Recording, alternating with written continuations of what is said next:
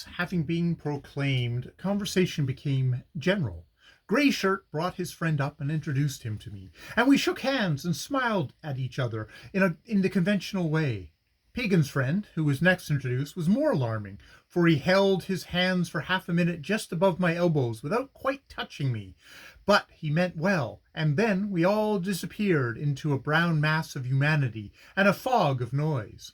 You would have thought, from the violence and vehemence of the shouting and gesticulation, that we were going to be forthwith torn to shreds, but not a single hand really touched me, and as I, Pagan, and Grey Shirt went up to the town in the midst of the throng, the crowd opened in front and closed in behind, evidently half frightened at my appearance. The row when we reached the town redoubled in volume from the fact that the ladies, the children, and the dogs joined in. Every child in the place, as soon as it saw my white face, let a howl out as if they had seen his satanic majesty, hoof, horns, tails, and all, and fled into the nearest hut, headlong, and I fear, from the continuance of the screams, had fits.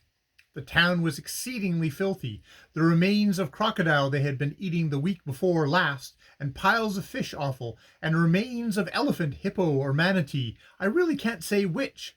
Decomposition was far too advanced, united to form a most impressive stench. The bark huts are, as usual in a fan town, in unbroken rows, but there are 3 or 4 streets here, not one only, as in most cases. The Palaver House is in the innermost street, and there we went, and noticed that the village view was not in the direction in which we had come, but across towards the other side of the lake.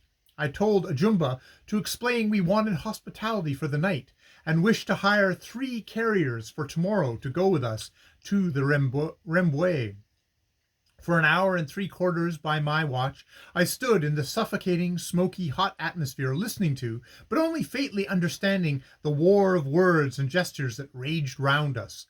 At last, the fact that we were to be received being settled, Grey Shirt's friend led us out of the guardhouse, the crowd flinching back as I came through it, to his house on the right-hand side of the street of huts.